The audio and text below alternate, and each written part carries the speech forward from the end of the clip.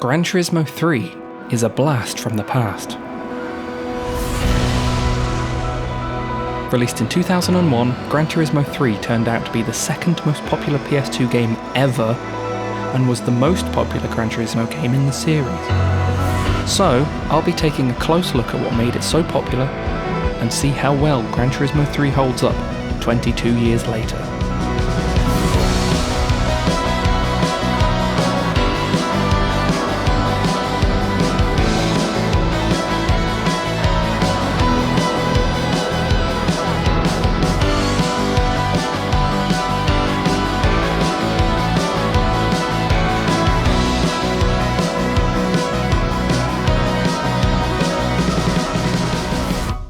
So, the game starts with no explanation.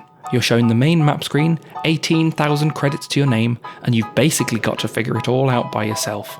Because there's no used car dealership, which we'll get to later, there are actually only a few cars you can afford at the start of the game. If you play it smart, you'll have a few credits left over to upgrade your car and perform some weight reduction, and then there's nothing left to do but enter the Sunday Cup. That was also a bit late. I keep breaking late. Oh, but so did he. Oh, they all did. What? Get out of my way. Wait. First. Turns out all you needed to do was spend $4.5 grand. And also do the race 3 times. Also, I have no idea what the slipstream is like in this game. It's really strong in Gran Turismo 4 and 5. So I can only assume it must be strong in this as well, but... Oh, get f***ed, man. Ooh. Well, he did get f***ed.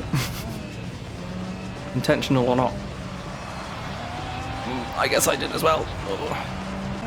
I actually feel so much pressure from this guy behind me. How do you take the corner so fast, man? Slow down, leave me alone. A few gold medals later, and you're presented with a prize car. Repeat this process of upgrading your car, entering races and winning prizes, and you should be able to work your way up in the rankings. Well, in my experience, I kind of hit a brick wall for a while.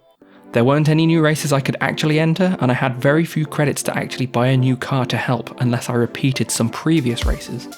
What's worse is my souped up Mazda RX-7 was so fast in a straight line it just slid around the corners with no grip, even after upgrading the tyres. Oh, he f***ed it. But because I noticed it, I got distracted. Oh my god. And then I lost a load of speed myself. Stop sliding! I genuinely don't think I'm going to be able to catch first place up. I just don't know how they keep the grip, man. What the fuck? Oh my god. I don't like this track. And I keep sliding. Fuck you! Come on, man. I'm getting fed up of the sliding now. I don't care about the sliding. Please stop sliding. So, I felt a bit lost until I realised I could afford a Subaru Impreza. This opened me up to the Boxer Challenge and a bunch of 4-wheel drive races too, which were no match for the Subaru. Polyphony Digital weren't joking when they called this series the real driving simulator. Compared to modern racing sims, this can't compete.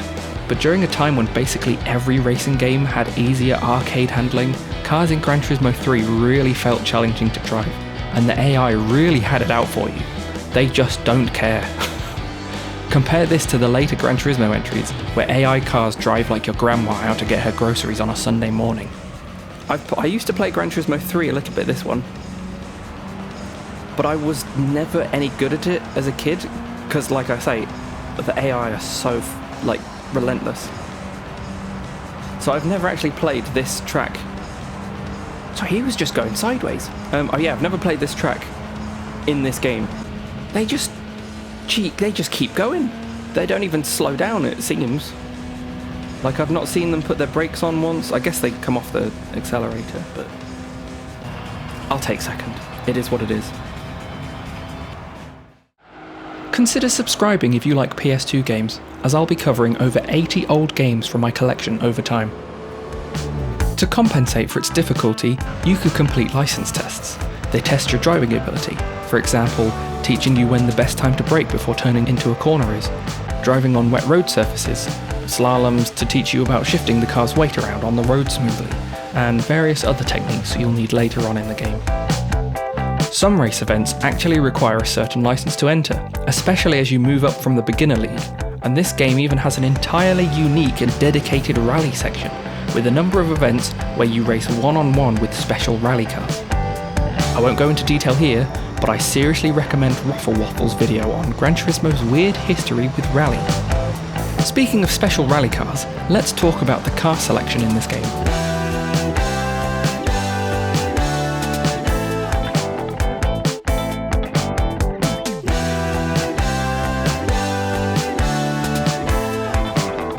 Now, you would think that 180 cars is quite a lot for a racing game, especially considering most games at the time had much fewer. For example, Burnout Revenge had 89, Need for Speed Most Wanted had 72, but despite this, 180 was still quite controversial when the game came out, especially considering the previous Gran Turismo game for the PlayStation 1 had over 600. Essentially, this happened because all the car models from the previous game had to be scrapped. The new models for the PS2 were much more detailed in comparison, which means it took them much longer to make each one. And you really can tell, these cars look so good, not even considering that they're running on a PlayStation 2 of all things. The unfortunate side effect of having so few cars, in comparison to the previous game at least, was the loss of the used car dealership, which I actually found had a significant effect on the gameplay.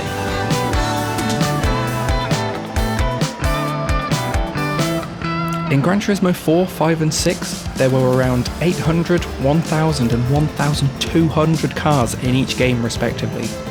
This means events often had a wide variety of opponent cars in their lineup, and the used car dealership had so many different cars in rotation that every player's save file and experience with the game was rather unique. You just don't get that with Gran Turismo 3. And it's funny, the one I picked, the specific Impreza that I picked, it turns out, I looked through all the specs, and it's almost as if they're basically all the same. You've got the legacy cars, and you've also got the... Okay, maybe I do need to focus up a bit. But yeah, anyway, so the specific Impreza that I bought, it turns out that there are quite a few, they're more or less in the same sort of price range,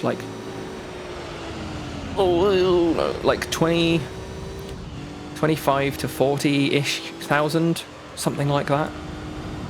And I basically got one of the cheaper Imprezas because it has the same amount of horsepower, roughly the same power to weight ratio. I think the revs are slightly different and the weight might be slightly different, but with weight reduction and upgrades and stuff, there's really not much in it. As I mentioned earlier, there are realistically only a few cars you can purchase at the start of the game, unless, say, you get a gold medal for every single license test at a specific tier, which is notoriously difficult on PAL versions of the game, which I am playing on, and no casual player is going to grind out license tests before they even start playing the main game. Being a Japanese-made game, there is a strong bias towards Japanese cars, so it's very likely that your garage will mostly consist of them. This isn't really an issue other than there being several of mostly the same MX-5s, Lancer Evos and Imprezas, but this issue is extrapolated much further in 4, 5 and 6, where a lot of the car list contains duplicates of the same model. Again, to recommend Ruffle Waffle, his video on duplicate cars is well worth a watch. Finally, I'd like to briefly talk about the graphical style and overall aesthetic of this game. As with most Gran Turismo games, it is renowned for being especially well polished. They certainly have a charm about them, which I can't really say about modern racing games. Cars in the dealership are rendered at their full detail, and they feel large and lifelike, compared to, say, the used car dealership in Gran Turismo 5. Watching replays has realistic, almost shaky camera movements, rather than being totally locked onto the car. And there's that hazy wobbling effect to mimic the heat coming off the road on a hot day. Gran Turismo 3 has a colourful, contrasty look to it, where a lot of tracks are rendered at various times of day. For example, as well as that generic sunny midday look that you get with a lot of tracks, Seattle and Laguna Seca are late in the day and have an orange glow with low shadows. The special stage Route 5 and 11 tracks are surprisingly bright and saturated, despite being set at night, and Midfield Raceway is almost brown and hazy looking. Compare this to Gran Turismo 4, where basically every track is somewhat muted and set on a clear day right around noon. This game has a lot of depth and character to it. The main menu's map screen is a continuation of the previous two games, so it feels familiar for returning players. And for players who want to get into the nitty-gritty details and learn to tune their car for the best performance, the screen real estate is only just large enough to warrant a single paragraph of text about what suspension damping is, or why installing a different clutch would make a difference to your car. And even then, the text is really quite small. This is mostly fixed in Gran Turismo 4 by having a long scrolling paragraph at the bottom of each screen. Although this can be quite tedious when you want to actually read this text, but you have to wait for it all to pass by.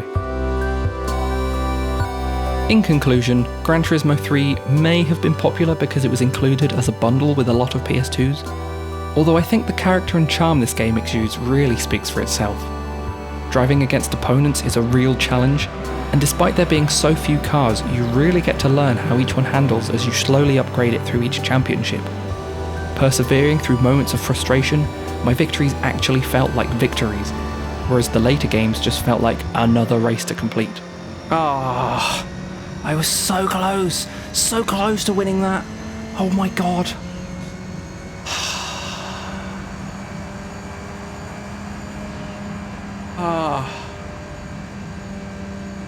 Man, I can't believe it. There's not too much content for the sake of content, and I appreciate that. And that's why Gran Turismo 3 is a blast from the past.